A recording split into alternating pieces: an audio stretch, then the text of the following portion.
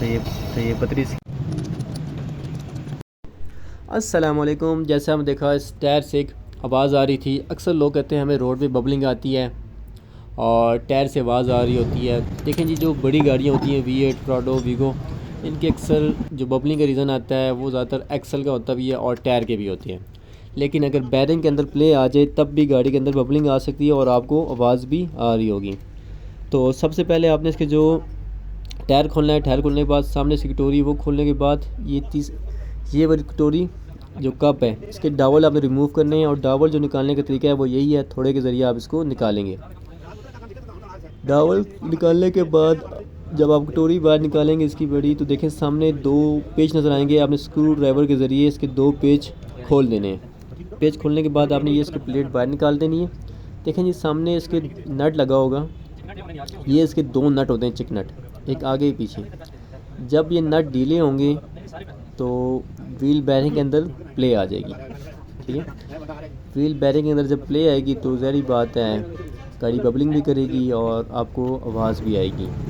तो आपने इसके नट को टाइट कर देना है। ये नट लगा होता है व्हील बैरिंग के लिए। ठीक है, और जो नट को टाइट करने का तरीका है, आपने एक हद तक टाइट करना है इसको। अगर आप इसको ज़्यादा टाइट करेंगे तो व्हील को आप जाम कर देंगे और या बैरिंग को आप तोड़ देंगे। ज़्यादातर क्या होता है, बैरिंग टूट जाता है और लोग कहते हैं जी बैरिंग जल्दी टूट रहा है। तो वो क्या होता है, नट आपने ज़्यादा टाइट किया होता है। क्योंकि ये दूसरे बैरिंग होती हैं, जेरी वाले जो मतलब साथ हम कहते हैं पुराने ज़माने वाले। तो इसके बैरिंग अगर ज़्यादा नट टाइट करेंगे तो ये व्हील जाम कर देगा। जब आप नट टाइट करेंगे पेचकस से स्क्रू ड्राइवर के ज़रिए, तो आपने चेक करना है टायर जाम तो नहीं हो रहा। बैरिंग अगर जाम हो रहा है तो उनका नट ढीला कर लें। पहले आपने मैनुअली करना है, बाहर से मतलब टाइट कर दें, आप इसको चेक करें। उसके बाद आपने इसको टायर लगा देना है। टायर इसलिए लगाना है ताकि आपको पता लगे कि व्हील के अंदर प्ले तो नहीं आ रही। अगर प्ले आ रही है तो हल्का सा नट और टाइट करेंगे, और अगर प्ले नहीं है और व्हील भी रमा है तो आपने इसको फिट कर देना है। ठीक है, और फिट करने का वही वापस तरीका है। अगर आपके पास अंदाज़ा नहीं हो रहा तो आप इसको शान लगा लें। तो नट के पीछे इसके लाक होते हैं, डबल लाक, वो लाक भी आपने लाक कर देना है। मतलब नट के पीछे पतली लगी होती है, वहाँ से आपने इसको लाक कर देना है। ठीक है, ये नट देखें जो लाक कर रहे हैं हम इसके, आपने नट इसके लाक कर देने। और लाक करने के बाद आपने इसके 2 वापस पेच स्क्रू ड्राइवर के जरिए आप वापस फिट कर दें। ठीक है,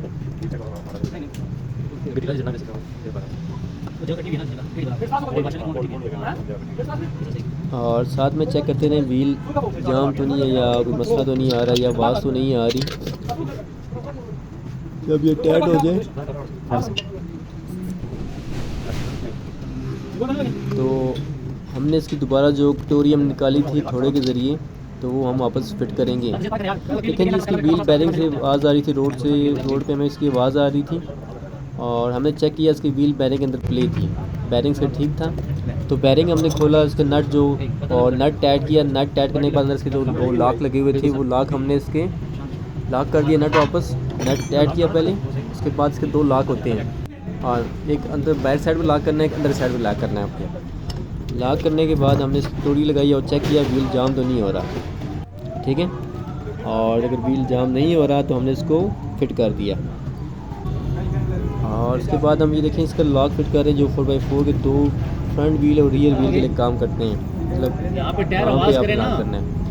तो ये इसके 10 के बुलट हैं 6, और ये हमने दोबारा इसके फिट कर दिए। तो अगर व्हील में प्ले आ रही है तो आपने इसकी प्ले ख़त्म करनी है। देखिए जी बिल्कुल ये आवाज़ ख़त्म हो चुकी है इसके अंदर और प्ले ख़त्म हो गई है। और इस तरीके से आप इसके लॉक चेक कर सकते हैं। तो ये ऑन हो गया। ठीक है, यहाँ पे ऑन है, यहाँ रियर हो गया चारों भी, और यहाँ पे फ्रंट ये लॉक हो गया। ठीक है, ये ऑप्शन है इसका।